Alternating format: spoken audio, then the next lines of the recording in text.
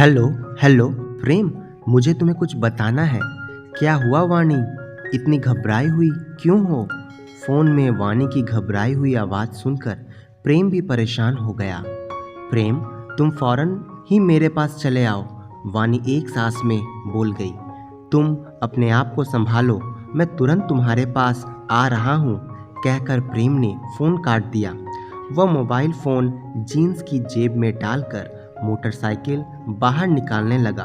वाणी और प्रेम के कमरे की दूरी मोटरसाइकिल से पार करने में महज 15 मिनट का समय लगता था, लेकिन जब कोई बहुत अपना परेशानी में अपने पास बुलाए तो यह दूरी मीलों लंबी लगने लगती है। मन में अच्छे बुरे विचार बिन बुलाए आते हैं। यही हाल प्रेम का था। वाणी केवल उसकी क्लासमेट नहीं थी, बल्कि सब कुछ थी।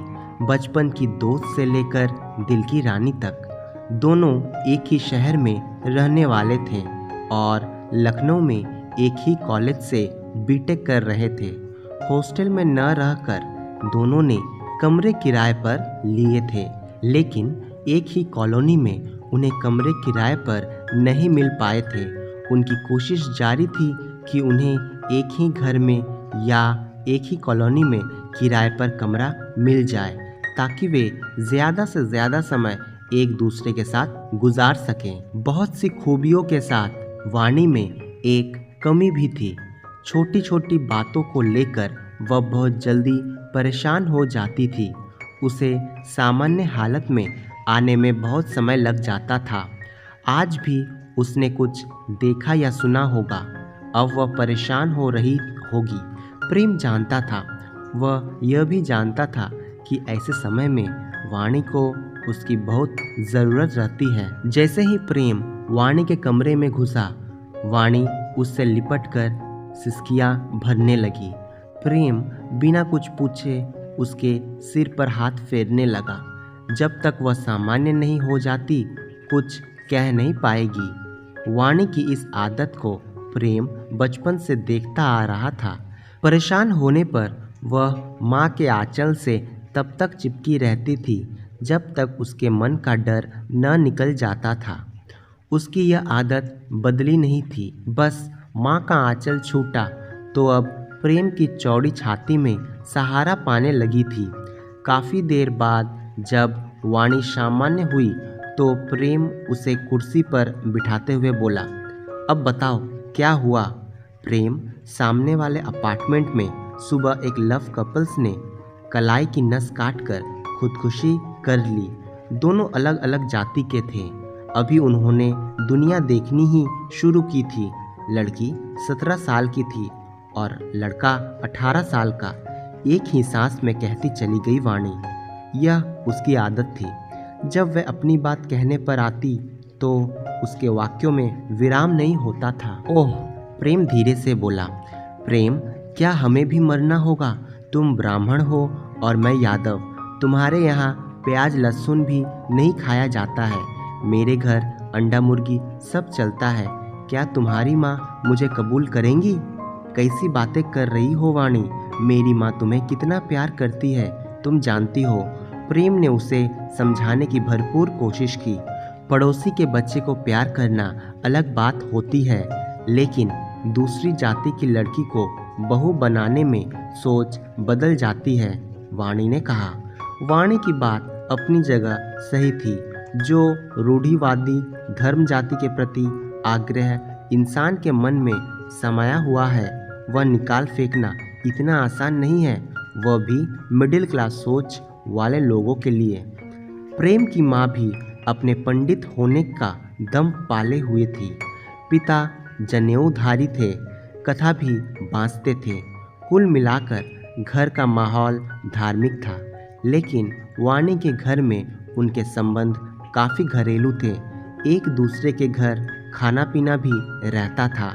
यही वजह थी कि वाणी और प्रेम करीब आते गए थे, इतने करीब कि वे अब एक दूसरे से अलग होने की भी नहीं सोच सकते थे।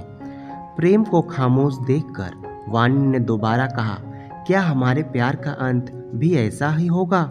नहीं, हमारा प्यार इतना भी कमज़ोर नहीं है, हम नहीं मरेंगे। प्रेम वाणी का हाथ अपने हाथ में लेकर बोला, बताओ तुम्हारी माँ इस रिश्ते को कबूल करेंगी? वाणी ने फिर से पूछा। यह मैं नहीं कह सकता, लेकिन हम अपने प्यार को खोने नहीं देंगे, प्रेम ने कहा। आजकल लव कपल्स बहुत ज़्यादा खुदकुशी कर रहे हैं। आए दिन ऐसी खबरें छपती रहती है, मुझे भी डर लगता है। वाणी अपना हाथ प्रेम के हाथ पर रखते हुए बोली। वह शांत नहीं थी। तुमने यह भी पढ़ा होगा कि उनकी उम्र क्या थी? वे नाबालिग थे। वे प्यार के प्रति नासमझ होते हैं। उन्हें अपने पैरों पर खड़ा होना चाहिए। हर चीज़ का एक समय होता है। समय से पहले किया गया काम कामयाब कहाँ होता है? पौधा भी लगाओ तो बड़ा होने में समय लगता है, तब फल आता है। अगर फल भी कच्चा तोड़ लो तो बेकार हो जाता है। उस पर भी आजकल के बच्चे प्यार की गंभीरता को समझ नहीं पाते हैं। एक दूसरे के साथ डेटिंग, फिर शादी, पर वे शादी के बाद की जिम्मेदारियां नकार जाते हैं। यानी हम लोग पहले पढ़ाई पूरी करें, फिर नौकरी, उसके बाद शादी। हाँ, लेकिन क्या? तुम्हारी माँ? अब प्रेम को पूरी बात समझ में आई कि वाणी को डर उसकी माँ, समाज और जात पात को लेकर था। थोड़ी देर चुप रहकर वह बोली, कोई भी बदलाव विरोध के बिना वजूद में आया है भला? माँ के मन को भी यह बदलाव आसानी से नहीं आएगा, मैं जानता हूँ, लेकिन माँ में एक अच्छी बात है, वह कोई भी सपना पहले से नहीं संजोती। उनका मानना है कि समय बदलता रहता है, समय के मुताबिक हालात भी बदलते रहते हैं। पहले से देखे हुए सपने बिखर जाते हैं, नए सपने बन सकते हैं। इसलिए वे मेरे बारे में कोई सपना नहीं बुनती। बस वे यही चाहती है कि मैं पढ़ लिख कर अच्छी नौकरी पाऊँ और खुश रहूँ। वे मुझे पंडिताई से दूर रखना चाहती है। उनका मानना है कि क्यों हम धर्म के नाम पर पैसे कमाएं, जबकि इंसानों को जो कुछ मिलता है वह उनके कर्मों के मुताबिक ही मिलता है। क्या वे गलत हैं? नहीं, विचार अच्छे हैं तुम्हारे माँ के, लेकिन विचार अक्सर हकीकत की खुरदरी ज़मीन पर ढह जाते हैं, वाणी बोली। शायद तुम मेरे और अपने रिश्ते की बात को लेकर परेशान हो, प्रेम ने कहा। हाँ, जब भी कोई लव कपल खुदकुशी करता है तो मैं डर जाती हूँ, अंदर तक टूट जाती हूँ। लेकिन तुम तो यह मानती हो कि असली प्यार कभी नहीं मरता है, और हमारा प्यार तो विश्वास पर टिका है। इस शादी के बंधन या जिस्मानी संबंधों तक नहीं रखा जा सकता है। तब तक प्रेम चाय बनाने लगा था। वह चाय की चुस्कियों में वाणी की उलझनों को पी जाना चाहता था। हमेशा ऐसा ही होता था। जब भी वाणी परेशान होती, वह चाय खुद बनाता था। चाय को वह धीरे धीरे तब तक पीता रहता था जब तक वाणी मुस्कुराकर यह कहना दे, चाय को शरबत बनाओगे क्या? जब प्रेम को यकीन हो जाता था कि वाणी नॉर्मल है, तब चाय को एक घूंट में ख़त्म कर जाता। मैं अपनी थ्योरी पर आज भी कायम हूँ। मैंने तुम्हें प्यार किया है, करती रहूँगी, चाहे हमारी शादी हो पाए या नहीं। लेकिन क्या? चाय का कप वाणी को थमाते हुए प्रेम ने पूछा। लड़की हूँ ना, इसलिए अक्सर शादी, घर परिवार के सपने देख जाती हूँ।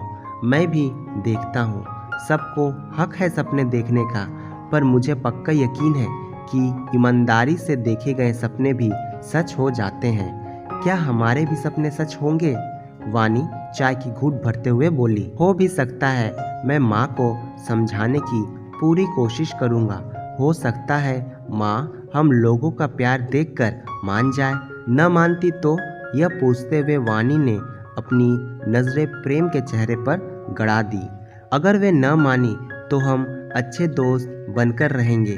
हमारे प्यार को रिश्ते का नाम नहीं दिया जा सकता तो मिटाया भी नहीं जा सकता। हम टूटेंगे नहीं। तुम वादा करो कि अपनी जान खोने जैसी कोई वाहियात कदम नहीं उठाओगी।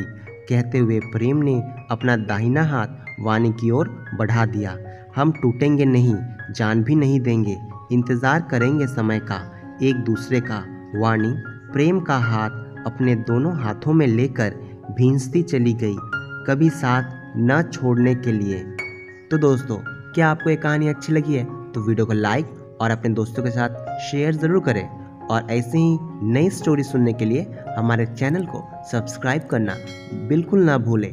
आपको कौन सी प्रकार की कहानी पसंद है हमें कमेंट में ज़रूर बताएं।